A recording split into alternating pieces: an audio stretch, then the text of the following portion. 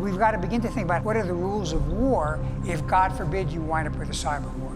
The conduct on the battlefield, machines are making the ultimate decisions about life and death. I've heard is that it would take days of airstrikes, repeated airstrikes, to do the kind of damage that Stuxnet. The public website is not in and of itself a threat.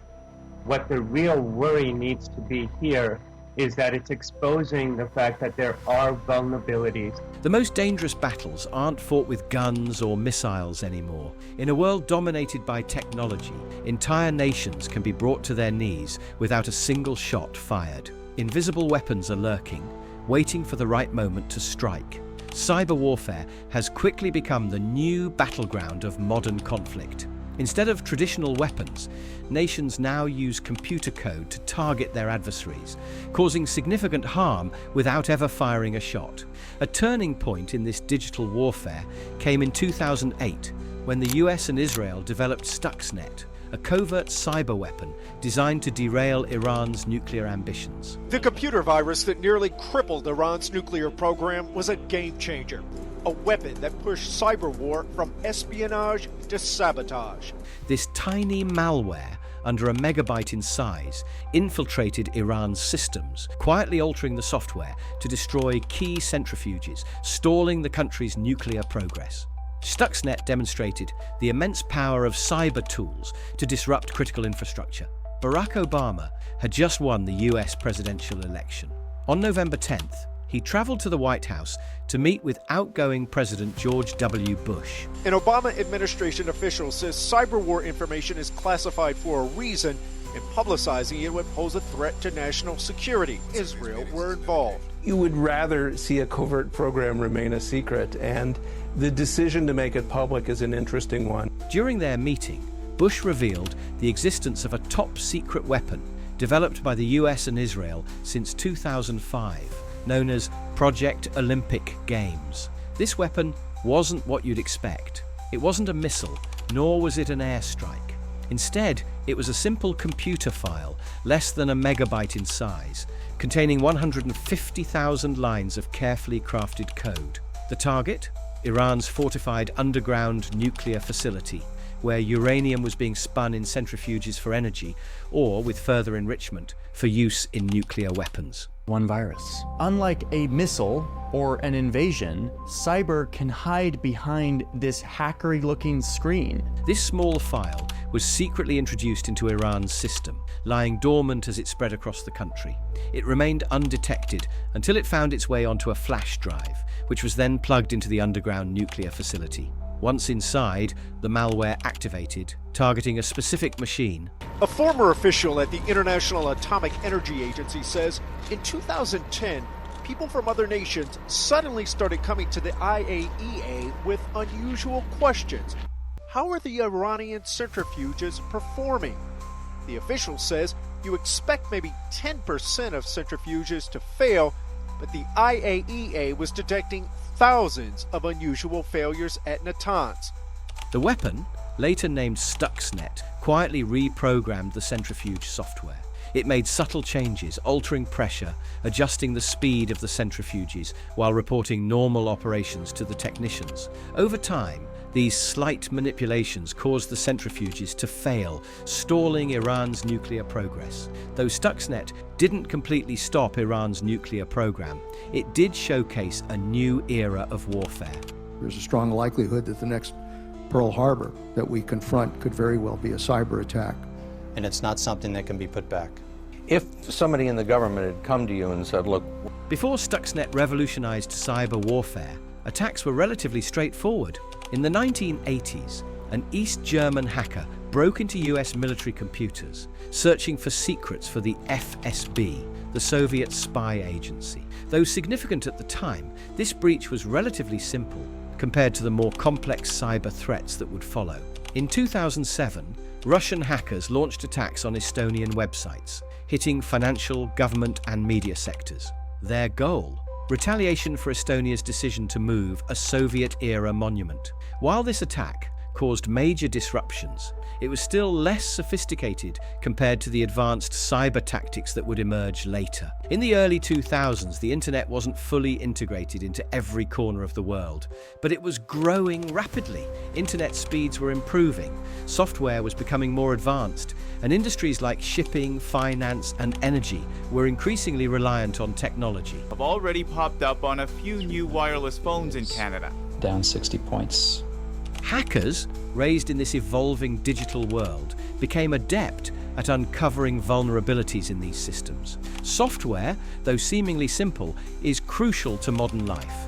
It controls everything from electricity to bank accounts. This software is built with lines of code, creating complex systems with potential weak spots. If hackers find them, they can steal information, take control, or even lock out the rightful owners. Before Stuxnet, cyber attacks were mostly simple and unsophisticated. Hackers would exploit basic vulnerabilities, often focusing on stealing data or causing minor disruptions. But as software evolved and the internet expanded, hackers discovered new weaknesses in systems, giving them the ability to break in and exploit them. This opened the door to a thriving black market for zero-day exploits, where undiscovered software vulnerabilities were sold to the highest bidder.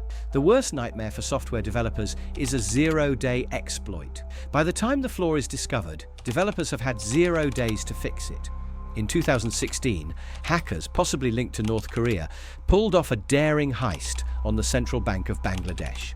They exploited vulnerabilities in the SWIFT system.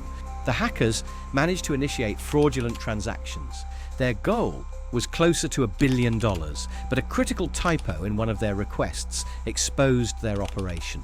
The black market for zero-day exploits is lucrative, but there's also a grey market where these entities, government and military agents with their substantial budgets, are increasingly interested in developing advanced cyber weapons. Recently, a Russian zero-day dealer revealed that clients were willing to pay up to $20 million for a tool that could fully hack iPhones or Android devices.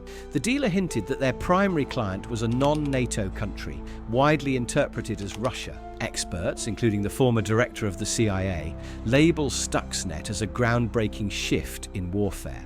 In 2012, Chinese-backed hackers breached the computer systems of over a dozen oil and gas companies. That same year, an Iranian hacker group launched a devastating attack on Saudi Arabia. The weapon of choice was a virus known as Shamoon, a digital bomb. Shamoon infiltrated the computers of Saudi Arabia's state oil company, wiping hard drives clean.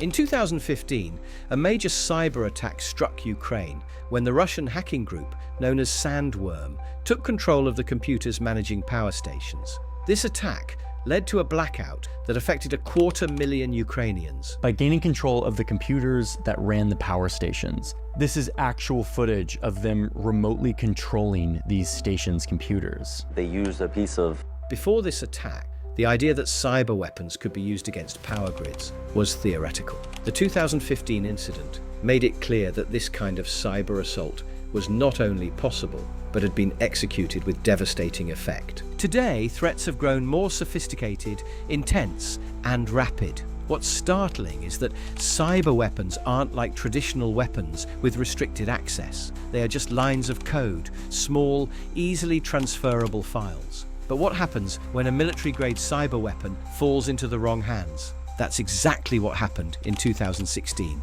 During the 2016 US presidential election, the Democratic National Committee, DNC, was hit by a wave of cyber attacks. Hackers targeted emails, spread misinformation on social media, and even tried to breach voter registration databases. They're just basically lists of instructions on how a system should run.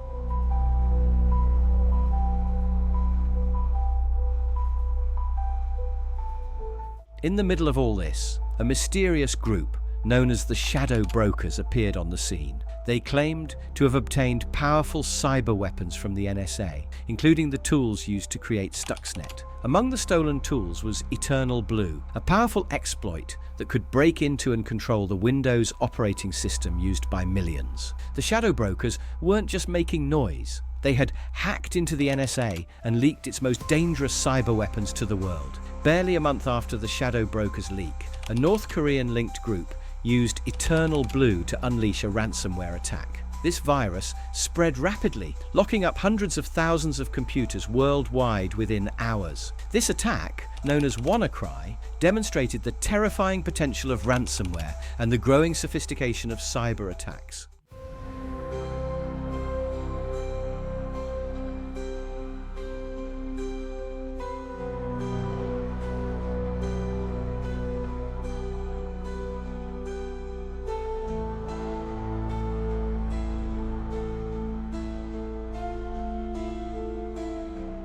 In June 2017, just before Ukraine's Constitution Day, the Russian hacking group Sandworm launched a devastating attack known as NotPetya.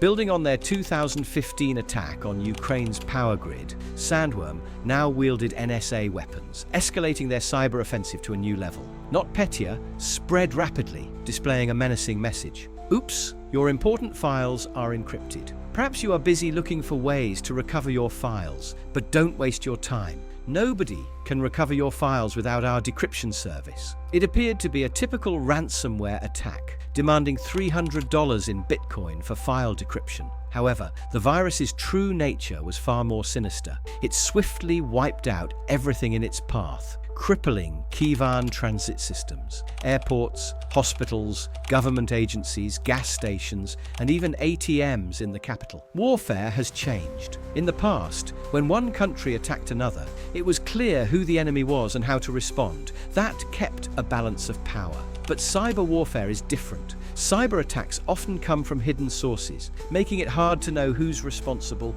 or how to fight back. How do you respond to a threat you can't even see? All of a sudden you have a war that no one really started and which could spiral out of control. We're right in the middle of it. That's the reality we have to deal with. You could take out an air defense system, for example, by just you throw so much mass at it, so many numbers that the system is overwhelmed. This, of course, has a lot of tactical benefits on the battlefield, and no surprise, a lot of countries are very interested in pursuing these types of capabilities. Cyber weapons are emerging as a new form of defense, much like nuclear arms, have maintained a fragile stability through the fear of mutual destruction. The goal is for these tools to act as looming threats, influencing decisions without ever being deployed for devastating attacks. Cyber warfare has already changed the rules of conflict. The battles are silent, but the damage is real. The global balance of power adapts to these changes. We encounter new complexities and opportunities in maintaining stability. As we navigate this new age of invisible threats, one thing is clear: the most powerful weapons are no longer out in the open. They're hiding in the code, and we might not see them until it's too late. Being aware of and prepared for these hidden risks is more important than ever.